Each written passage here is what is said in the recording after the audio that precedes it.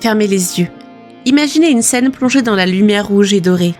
Des guitares qui pleurent et rugissent à la fois. Le public est en feu, les bras levés, les cœurs battants. Une voix s'élève, puissante et claire, portée par un accent venu d'ailleurs.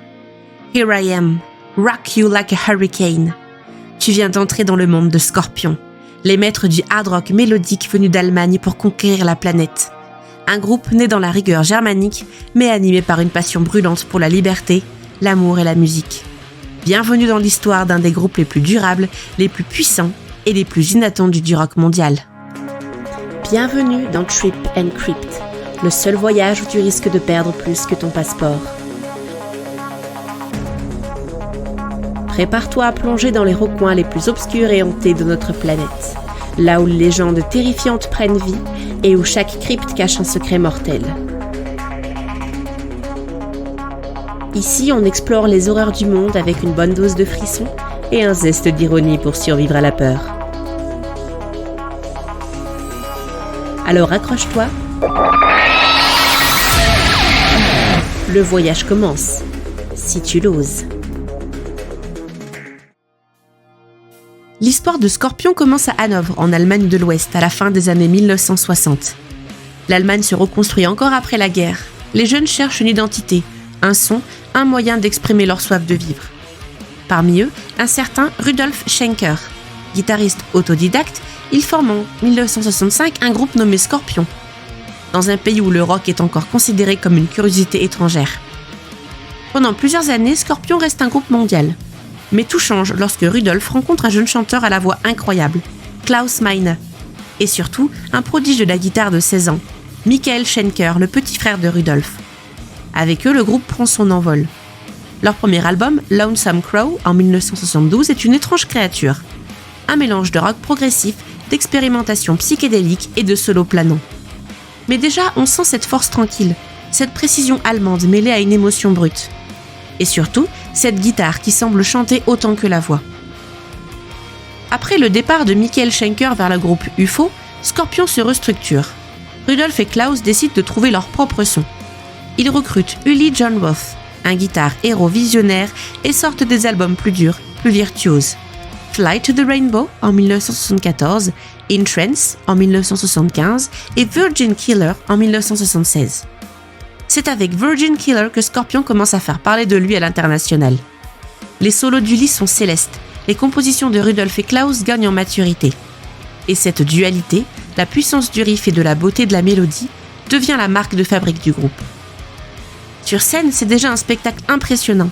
Klaus Meine hurle, charme et captive, pendant que Rudolf tourne sur lui-même, sa Flying V brandie comme une arme. Mais en 1978, Uli Jon Roth quitte le groupe, fatigué de cette direction trop commerciale à son goût. C'est alors que Scorpions recrute Matthias Japs, un guitariste au jeu plus tranchant, plus moderne. Et cette fois, le monde n'est plus prêt. Avec Love Drive en 1979, Scorpions change de dimension. L'album est une bombe. Les morceaux sont plus courts, plus directs, plus électriques. Le duo Schenker-Meine atteint sa pleine puissance.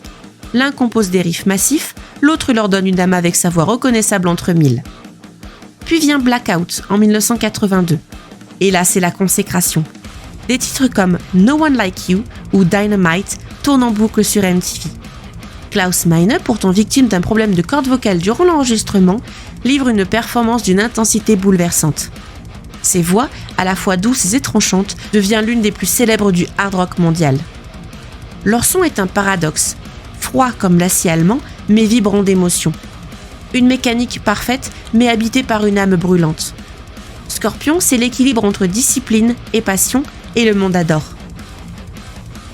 1984 marque leur apogée avec l'album Love at First Sting. Le titre Rock You Like a Hurricane devient un hymne mondial. Le clip diffusé en boucle sur MTV catapulte Scorpions au sommet des charts américains. À cette époque, ils remplissent des stades entiers, des foules hurlantes de Los Angeles à Tokyo. Klaus Meine, en veste de cuir et lunettes noires, devient l'image même du rock européen. Et la guitare de Rudolf, à la fois tranchante et mélodique, devient légendaire. Mais là où Scorpions se distingue vraiment, c'est dans leur ballade. Still Loving You, sortie sur le même album, est une déclaration d'amour universelle. Une chanson capable de faire pleurer aussi bien un métalleux qu'un romantique. Elle franchit les frontières, les cultures, les générations. Encore aujourd'hui, c'est l'une des chansons les plus reprises dans le monde. Les années 80 et 90 sont celles de la gloire totale. Scorpions parcourt le monde, jouent en URSS, aux États-Unis, en Asie. Ils deviennent les ambassadeurs du rock européen. Mais ce n'est pas qu'une histoire de succès commercial. Leur musique parle aussi de paix, de liberté, d'unité. En 1990, alors que le mur de Berlin vient de tomber, Scorpions sort Wind of Change.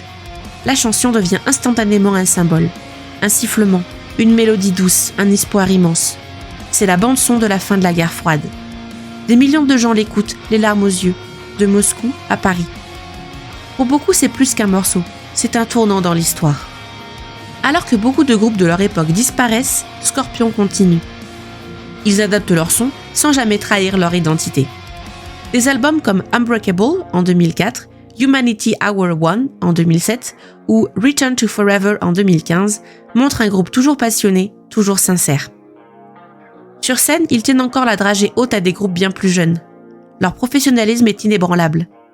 Tout est calibré, précis, mais jamais froid. Klaus Meine, malgré les décennies, garde cette voix inimitable, capable de passer du cri au murmure. Rudolf Schenker, lui, n'a rien perdu de son énergie. Chaque concert est un spectacle total, où les riffs sont des rafales et les ballades des tempêtes d'émotions. Scorpions, c'est plus de 100 millions d'albums vendus, des tournées sur tous les continents et plus de 50 ans de carrière. Mais surtout, c'est une empreinte indélébile sur le rock mondial. Ils ont ouvert la voie aux groupes européens, prouvé qu'on pouvait venir d'Allemagne et conquérir le monde. Leur style a influencé tout le hard rock mélodique des années 80 et 90. Europe, Bon Jovi, Def Leppard, tous leur doivent quelque chose.